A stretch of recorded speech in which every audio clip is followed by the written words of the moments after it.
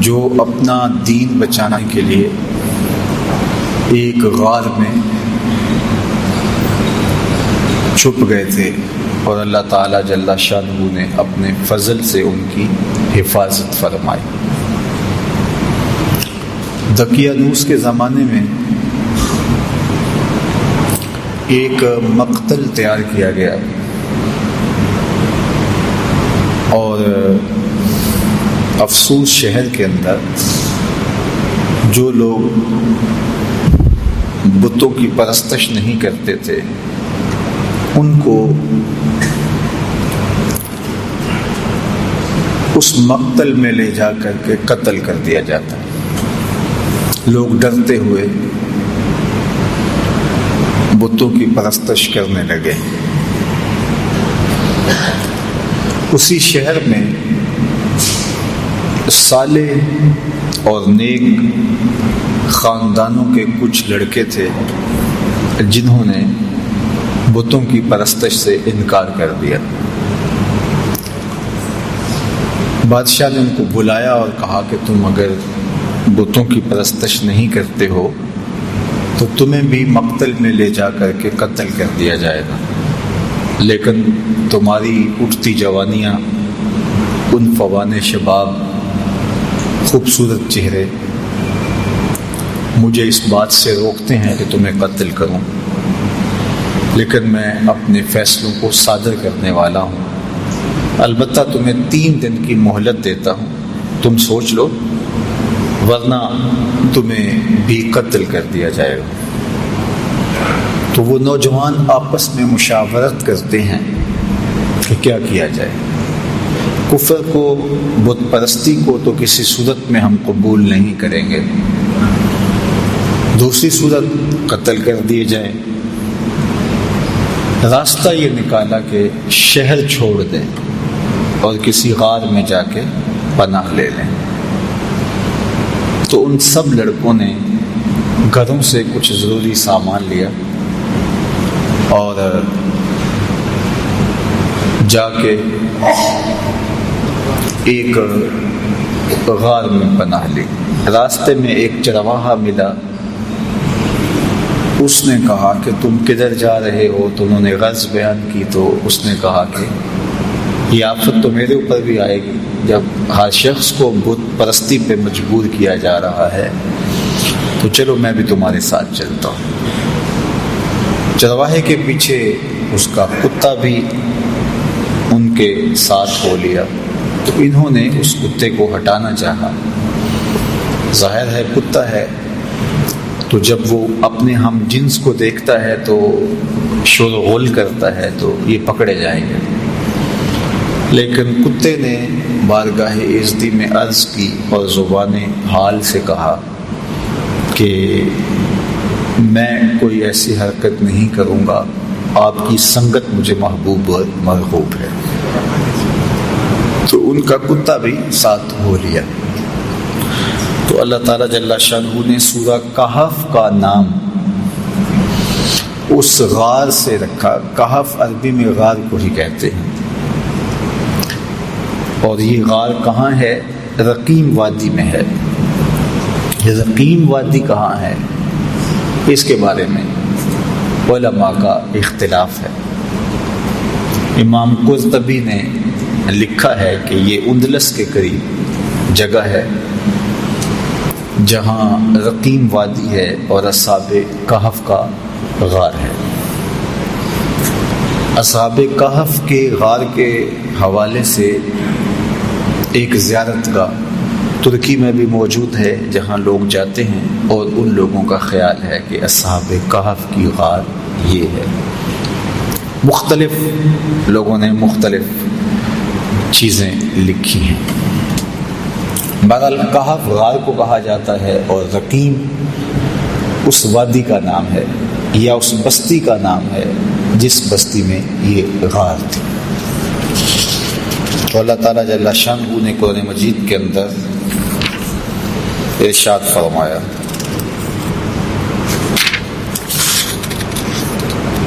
ام حسبت ان اصحاب الکہف والرقیم کانوا من آیاتنا عجبا۔ تمہیں معلوم ہے کہ پہاڑ کی کھو اور جنگل کے کنارے والے ہماری ایک عجیب نشانی تھے۔ اب بادشاہ نے جب سختی کی کہ لوگوں کو بت پرستی پہ آنا پڑے گا، تو اپنا دھرم بچانے کے لیے، اپنا دین بچانے کے لیے، اپنا ایمان بچانے کے لیے یہ چند نوجوان تھے جنہوں نے فیصلہ کیا کہ شہر چھوڑ دیں گے اور اپنا دین بھی بچائیں گے اور اپنی جان بھی بچائیں گے۔ شہر نہیں چھوڑتے تو یا دین جائے گا یا جان جائے گی۔ اگر بادشاہ کی مان لیتے ہیں تو دین سے ہاتھ دھونے پڑیں گے، اگر نہیں مانتے تو جان سے ہاتھ دھونے پڑیں گے۔ تو تیسرا راستہ یہ نکالا کہ دین بھی بچ جائے اور جان بھی بچ جائے۔ تو یہ اس غار میں پہنچے، ظاہر ہے منزل ان کی آگے تھی، تو ابھی یہ شام کو بھاگے تو رات 1 رات 2 رات وہاں قیام کرتے اور پھر آگے کہیں نکل جاتے۔ لیکن وہیں جب پہنچے تو ان کے اوپر نیند کا غلبہ آ گیا اور یہ اس غار میں سو گئے۔ جو ان کے ساتھ کتا چلا تھا وہ بھی غار کے دھانے پر بیٹھا تو کتا بھی آغوش نیند میں چلا گیا اور یہ سوئے رہے، حتیٰ کہ 309 سال تک یہ نیند میں رہے۔ 3 صدیاں بیت گئی اور یہ نیند کی حالت میں رہے۔ اور اللہ جل شانہ نے ان اپنے پاک باز بندوں کے لیے اہتمام یہ کیا کہ ان کو بھوک اور پیاس بھی نہ لگی۔ انسان کو جتنی مرضی گہری نیند آئی ہو، جب بھوک لگتی ہے، جب پیاس کی شدت ہوتی ہے تو پھر انسان جاگ پڑتا ہے۔ تو یہ الوہی اہتمام تھا کہ اللہ جل شانہ نے ان کو بھوک اور پیاس بھی نہ لگنے دی کہ یہ جاگ پڑے۔ انسان باہر سے شور سنتا ہے تو شور کی وجہ سے بھی جاگ پڑتا ہے۔ تو اللہ تعالیٰ جل شانہ ارشاد فرماتا ہے فَضَرَبْنَا عَلَىٰ آذَانِهِمْ فِي الْكَهْفِ سِنِينَ عَدَدًا، اور ہم نے اس غار میں ان کے کانوں پر گنتی کے کئی برس تھپکا دیے، کانوں پر تھپکا لگا دیا کہ کوئی نامناسب آواز جو ان کو بیدار کر دے وہ بھی ان کے کانوں تک نہ جائے۔ اتنا عرصہ انسان ایک کروٹ پہ پڑا رہے تو پھر عضو بدن ساقط ہو جاتا ہے، لیکن اللہ تعالیٰ قرآن مجید میں ارشاد فرمایا وَنُقَلِّبُهُمْ ذَاتَ الْيَمِينِ وَذَاتَ الشِّمَالِ، ہم ان کی کروٹیں بھی بدلتے رہے۔ یہ سوئے رہے اور ہم اپنے فضل سے، اپنے کرم سے ان کی کروٹیں بھی تبدیل ہوتی رہی۔ اللہ اکبر۔ اب ظاہر ہے کوئی وہاں سے گزرا ہو اور وہاں ان کو دیکھا ہو تو ارشاد فرمایا وَتَحْسَبُهُمْ أَيْقَاظًا وَهُمْ رُقُودٌ، اور اگر کوئی ان کو دیکھے تو یہ لگے کہ یہ جاگ رہے ہیں حالانکہ یہ سوئے ہوئے تھے۔ اور پھر یہ بھی ارشاد فرمایا وَتَرَى الشَّمْسَ إِذَا طَلَعَتْ تَزَاوَرُ عَنْ كَهْفِهِمْ ذَاتَ الْيَمِينِ وَإِذَا غَرَبَتْ تَقْرِضُهُمْ ذَاتَ الشِّمَالِ وَهُمْ فِي فَجْوَةٍ مِّنْهُ۔ یہ جس غار میں سوئے پڑے تھے تو جب سورج وہاں سے گزرتا تو ہم سورج کو تھوڑا سا دائیں بائیں کر کے گزار دیتے تاکہ ان کے غار میں دھوپ کی وجہ سے بیداری نہ ہو۔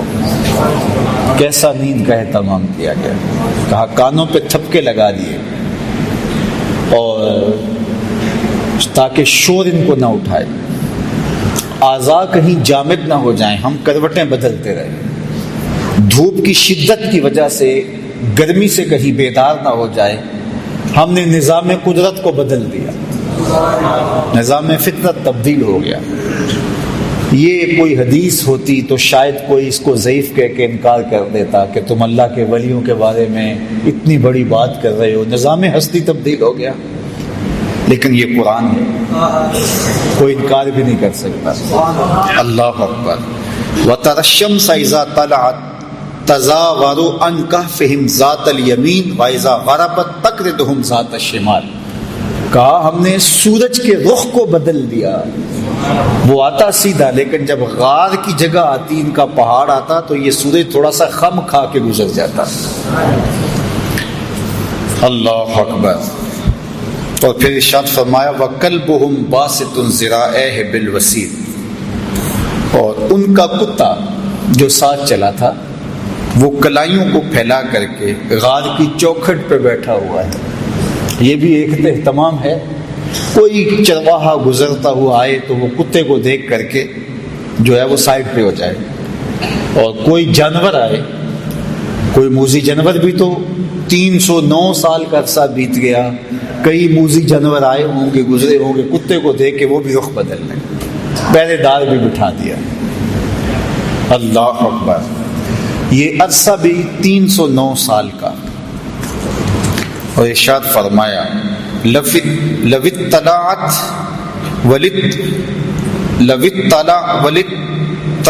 عَلَيْهِمْ لَوَلَّيْتَ مِنْهُمْ فِرَارًا وَلَمُلِئْتَ مِنْهُمْ رُعْبًا، اگر تو انہیں جھانک کر دیکھے تو ان سے پیٹ پھیر کر بھاگے، ان کی ہیبت تیرے سینے میں بھر جائے۔ ہم نے وہاں ایک خوف بھی رکھ دیا کہ کوئی اندر جھانک کر دیکھنے کی ہمت بھی نہ کر سکے۔ اللہ کے ولی سو رہے ہیں، قدرت نے الوہی اہتمام کر رکھے، سورج بھی رخ بدل کے گزر جاتا ہے، کتا غار کے دھانے پہ بیٹھا ہے، کوئی اندر آنے کی ہمت نہیں کر پاتا، ان کے کانوں پر ہم نے جو ہے وہ تھپکے لگا دیے، کوئی آواز بھی ان تک نہیں پہنچتی، دھوپ غار کے اندر جاتی نہیں ہے کہ وہ بیدار ہو جائے، بھوک اور پیاس کی شدت انہیں تنگ کرے اور وہ بیدار ہو جائیں، ایسا بھی نہیں ہے۔ اور وہاں ایک رعب رکھ دیا، ایک خوفناک منظر تھا وہاں کہ کوئی وہاں جاتا تو خوف سے آگے نہ جاتا، ایک رعب دل میں پیدا ہوتا تو وہ بھاگ جاتا۔ اور وہ کتنا عرصہ سوئے رہے وہاں، 309 سال تک۔ اللہ اکبر، 309 سال بیت گئے۔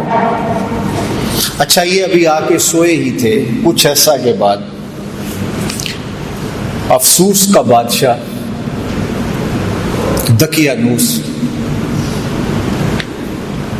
مر گیا، اور اس کی جگہ اس کا نیا جانشین آیا، وہ مرا، پھر دوسرا جانشین آیا، اس کا انتقال ہوا، پھر تیسرا، چوتھا، پانچواں، حتیٰ کہ وہ سارا نظام بدل گیا اور بیدروس کا زمانہ آ گیا، اور یہ نیک اور صالح حکمران تھا، اور یہ اس بات کا خیال رکھتا تھا کہ لوگوں کو عدل و انصاف فراہم کیا جائے اور لوگوں کے عقائد درست ہوں، اللہ پر آخرت پر لوگوں کا ایمان ہو۔ لیکن ایک فتنہ اس کے دور میں بپا ہوا۔ کچھ لوگوں نے کہا کہ حشر اجساد نہیں ہوگا، یعنی قیامت کے دن روحیں ہوں گی جو اللہ کے حضور پیش ہوں گی اور ان کا معاملہ ہوگا، جسم نہیں اٹھائے جائیں گے، حشر ارواح ہوگا، حشر اجساد نہیں ہوگا۔ یہ مٹی کے اندر بدن مل جائے گا، گل سڑ جائے گا، تو کیسے دوبارہ مٹی سے بدن کو اٹھایا جائے گا اور پھر حشر اجساد ہوگا؟ یہ بات سمجھ میں نہیں آتی۔ مشرکین مکہ کی سمجھ میں بھی یہ بات نہیں آئی تھی، انہوں نے بھی یہی کہا تھا وَضَرَبَ لَنَا مَثَلًا وَنَسِيَ خَلْقَهُ قَالَ مَن يُحْيِي الْعِظَامَ وَهِيَ رَمِيمٌ۔ سورہ یاسین کا آخری رکوع اٹھائیے۔ انہوں نے بھی کہا کہ جب ہم گل سڑ جائیں گے، ہڈیاں مٹی میں مل جائیں گے، تو کس طرح دوبارہ ہمیں اٹھایا جائے گا؟ وہ کہتے تھے یہ بات سمجھ میں نہیں آتی کہ ہم دوبارہ زندہ کیے جائیں، دوبارہ ان اجسام کو اٹھایا جائے۔ اور نضر بن حارث کہیں سے پرانی قبر سے کوئی بوسیدہ سی ہڈی اٹھا لایا، اور ہڈی اٹھا کر کے حضور کے سامنے آ کھڑا ہوا، اور ہڈی کو، بربری سی ہڈی کو یوں حضور کے سامنے توڑتا ہے، اور اس کے ریزے زمین پہ گرتے ہیں، اور ساتھ حضور علیہ السلام سے مخاطبت کرتے ہوئے کہتا ہے ان ہڈیوں کو کون زندہ کرے گا جو میرے ہاتھوں کے معمولی لمس کو بھی برداشت نہیں کر پا رہے، ان کے ریزے ریزے ہو رہے ہیں۔ آپ جو دین لے کر آئے ہیں اس دین میں یہ ہے کہ ان ہڈیوں کو بھی زندہ کیا جائے گا، تو مجھے بتائیے ان ہڈیوں کو کون زندہ کرے گا؟ قل یحییھا الذی انشأھا اول مرہ وہو بکل خلق علیم۔ فرمایا محبوب فرما دیجئے یہ تو ہڈیاں ہیں، جب ہڈیاں بھی نہیں تھی جس نے انسان بنا لیا وہ ہڈیوں کو بھی زندہ کر لے گا۔ اب تو میٹیریل موجود ہے لیکن بکھرا پڑا ہے، میٹیریل ہے کمزور ہو گیا ہے، تو جب یہ ہڈیاں بھی نہیں تھیں تو جب امر کن سے اس نے ہڈیوں کے بغیر انسان کو کھڑا کر دیا اور ہڈیاں پیدا کر دی، تو اب تو ان ریزوں کو جوڑ کے بنانا ہے، بکھرے میٹیریل کو جوڑنا ہے، تو اس کے لیے کیا مشکل ہے؟ تو بہت سارے لوگوں کی بات یہ سمجھ میں نہیں آتی، وہ کہتے ہیں کیسے ہو سکتا ہے؟ اللہ اکبر۔ تو اس زمانے میں بیدروس کے زمانے کے اندر یہ 300 سال کا عرصہ ہے دقیانوس سے بیدروس کے زمانے کا، مورخین نے لکھا ہے۔ تو اس زمانے میں حشر اجساد پہ بات ہو رہی تھی اور لوگوں کے دو گروہ بن گئے تھے۔ ایک طبقہ کہتا تھا کہ جسم بھی اٹھائے جائیں گے اور روحوں کو تو موت نہیں ہے، اور دوسرا طبقہ کہتا ہے کہ نہیں، جو گل سڑ گئے مٹی میں وہ کیسے اٹھائے جا سکیں گے؟ 3 دن کے بعد تو بدن پھٹنے لگتا ہے اور کچھ عرصے کے بعد ہڈیاں بھی گل جاتی ہیں، تو کس طرح جو ہے وہ دوبارہ اٹھایا جائے گا مرنے کے بعد؟ ہاں، روحوں کا حشر ہوگا، اجساد کا حشر نہیں ہوگا۔ یہ اس بحث میں پڑے ہوئے تھے، شہر میں یہ ہنگامے تھے، اس عنوان سے مناظرے تھے، طبقات تھے، اور ملک بیدروس بہت پریشان تھا کہ کس طرح قوم کو سمجھایا جائے۔ اور ادھر ان اللہ کے ولیوں کو سوئے ہوئے 309 سال بیت چکے تھے۔ اچانک ایک کی آنکھ کھلی، پھر دوسرے کی کھلی، تو چند لمحوں کے اندر یہ سارے جاگ کے بیٹھ گئے۔ اب بیٹھے ہی تھے کہ بھوک کی شدت محسوس ہوئی، اور جب شدت محسوس ہوئی تو کہا کہ جاؤ کوئی شخص چھپ چھپ کے جائے اور جا کے ہمارے لیے کھانا لے آئے اور دیکھے کہ کسی کو پتہ نہ چلے۔ پہلے تو پریشان ہوئے کہ ہم کتنی دیر سوئے ہیں، بعض نے کہا دن کا کچھ حصہ سوئے ہیں، رات کو آئے تھے اور اب چاشت کا وقت ہے تو بس ہم کافی دیر سے سوئے ہوئے ہیں۔ بعض نے کہا نہیں، ہم شاید پرسوں سے سوئے ہوئے ہیں۔ جب دیکھا تو ناخن بڑے ہوئے تھے تو بال بھی بڑے ہوئے تھے، تو کہا ہمارا معاملہ کوئی عجیب ہی لگتا ہے، ہمارے بدن پہ اتنی تھکن بھی نہیں ہے کہ ہم مدتوں سوئے ہوں، اور پھر کیسے ہو سکتا ہے کہ ہم اتنی دیر سوئے رہے ہوں، اور جو ہے وہ کیسے ممکن ہے؟ تو پھر کہنے لگے خیر ہمارا معاملہ کچھ عجیب سا ہی ہے۔ اور انہوں نے پہلے تو بحث کی، قالوا لبسنا یوما او بعد یوم، پھر کہا قالوا ربکم اعلم بما لبستم، اللہ خوب جانتا ہے ہم کتنی دیر سوئے، چھوڑو اس بحث کو، بھوک کی بڑی شدت ہے تو کوئی جائے اور جا کے شہر سے چھپ چھپ کے چلا جائے اور کھانا لے آئے۔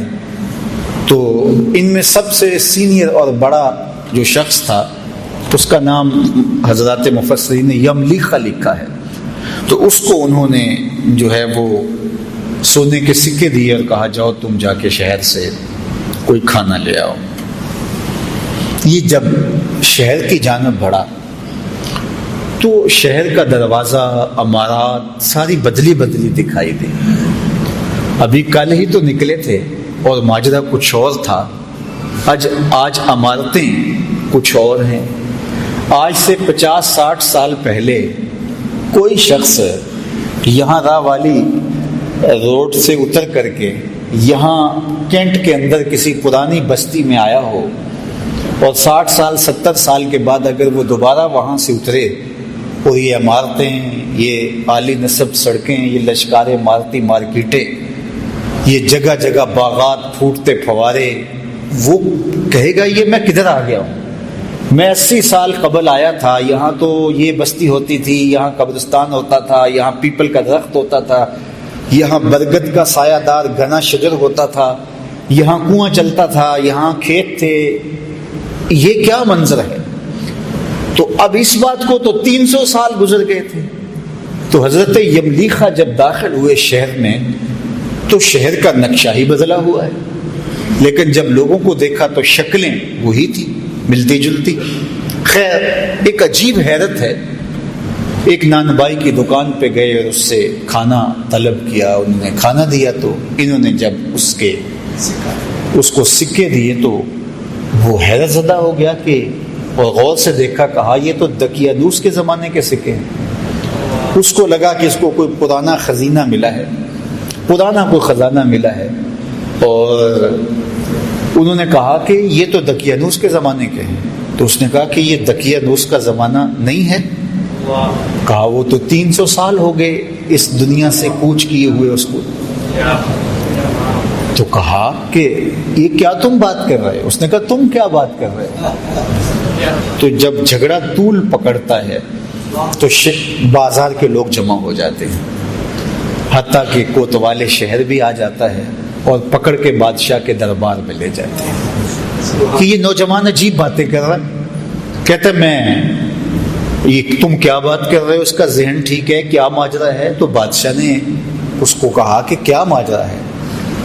تو اس نے بتایا کہ ہم تو اپنا دین اور دھرم بچانے کے لیے شہر سے نکلے تھے، دقیانوس کا زمانہ تھا، تو اب یہاں بدلے ہوئے حالات، ہمارے پاس سکے ہیں، ابھی کل کی بات ہے۔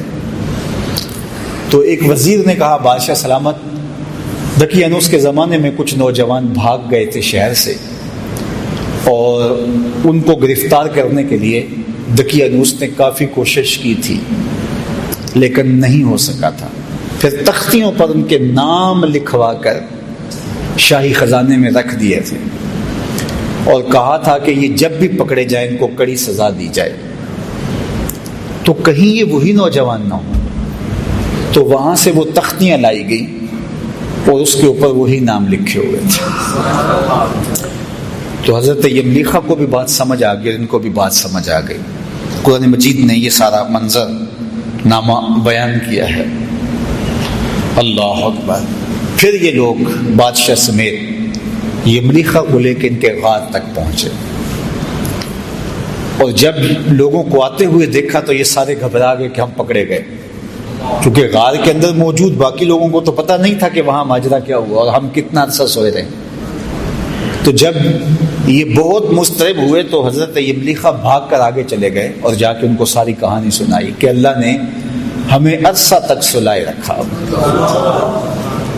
اور پھر یہ بادشاہ کی قیادت میں آیان سلطنت کے لوگ جا کے اصحاب کہف سے ملے، ان سے ملاقات کی اور یہ ان سے ملے، اور پھر وہ جو مسئلہ تھا حشر اجساد نہیں ہو سکتا، حشر ارواح ہوگا، تو یہ مسئلہ بھی حل ہو گیا کہ جو رب بغیر کھانے اور کھلانے اور پلانے کے 309 سال تک ان بندوں کو زندہ رکھ سکتا ہے، وہ قبروں میں سے بھی اٹھا لے گا اور جسموں کے ساتھ اٹھا لے گا۔ تو یہ ان سے ملے، اس کے بعد ان کو دوبارہ طبی موت واقع ہو گئی اور وہیں ان کو اس غار کے اندر ہی دفن کر دیا گیا اور آگے دیوار چن دی گئی۔ وہاں اللہ نے قرآن مجید میں ارشاد فرمایا کہ یہ سب وَكَذَلِكَ أَعْثَرْنَا عَلَيْهِمْ، یہ کیوں سب کچھ ہوا؟ لِيَعْلَمُوا أَنَّ وَعْدَ اللَّهِ حَقٌّ، تاکہ لوگوں کو پتہ چل جائے کہ اللہ کے وعدے سچے ہیں۔ وَأَنَّ السَّاعَةَ لَا رَيْبَ فِيهَا، اور قیامت کے قائم ہونے میں کوئی شک نہیں ہے، اجساد کا ارواح ہوگا۔ اِذْ يَتَنَازَعُونَ بَيْنَهُمْ أَمْرَهُمْ فَقَالُوا ابْنُوا عَلَيْهِمْ بُنْيَانًا۔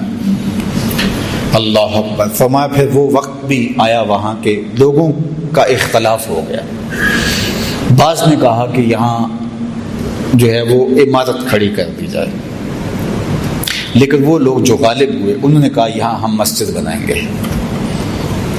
ارشاد فرمایا قال الذین غلبوا علی امرہم لنتخذن علیہم مسجدا، ہم یہاں مسجد بنا دیں گے تاکہ یہاں لوگ آ کر کے نماز پڑھیں اور پاک بندوں کی قربت کی برکتیں حاصل کریں۔ تو ان کو وہاں دفن کر کے غار کے آگے دیوار کر دی گئی اور ساتھ مسجد بنا دی گئی، اور یہ بادشاہ وقت کے حکم سے، آیان سلطنت کے مشورے سے یہ ہوا۔ اللہ اکبر۔ اب اللہ تعالیٰ قرآن مجید میں ارشاد فرماتا سیقولہم ثلاثۃ رابعہم کلبہم، بعض نے کہا 3 تھے چوتھا ان کا کتا تھا، ویقولون خمسۃ سادسہم کلبہم، بعض نے کہا 5 تھے چھٹا ان کا کتا تھا، رجما بالغیب، یہ ان کی اس طرح کی باتیں ہیں، ان کے اندازے ہیں، ان کی تک بندیاں ہیں۔ ویقولون سبعۃ وثامنہم کلبہم، بعض نے کہا کہ وہ 6 تھے اور 7واں ان کا کتا تھا، 7 تھے 8واں ان کا کتا تھا۔ قل ربی اعلم بعدتہن ما یعلمہم الا قلیل، ارشاد فرمایا کہ تمہارا رب خوب جانتا ہے، محبوب آپ فرما دو میرے رب کو خوب پتہ ہے وہ کتنے تھے۔ تمہارا موضوع نہیں ہے کہ ان کی تعداد کتنی تھی، تم اس میں الجھ کے نہ رہ جاؤ کہ وہ 7 تھے، وہ 5 تھے، وہ 3 تھے، چوتھا ان کا کتا تھا، چھٹا ان کا کتا تھا، یا 8واں ان کا کتا تھا۔ تمہارا موضوع یہ نہیں ہے، تمہارا موضوع یہ ہے کہ مر کر دوبارہ اٹھنا ہے اور ایک عمل کا حساب دینا ہے۔ بعض اوقات ہدایت حاصل کرنے کی بجائے لا یعنی ابحاث کے اندر مبتلا ہو کر کے ہدایت کو لوگ ضائع کر دیتے ہیں۔ تو کہا کہ تمہارا یہ رب خوب جانتا ہے، وہ 3 تھے یا 5 تھے یا اس سے زیادہ تھے، تمہاری کیا غرض، جتنے بھی تھے تمہاری نظر اس مقصد پہ ہونی چاہیے تھی کہ انہوں نے کفر کو قبول نہ کیا اور شہر چھوڑ دیا، اور تمہاری نظر اس پہ ہونی چاہیے کہ 309 سال تک بغیر کچھ کھائے پیے وہ زندہ رہے اور اللہ نے ان کو اٹھا لیا، تو تمہیں بھی حشر کے دن اٹھا لے گا۔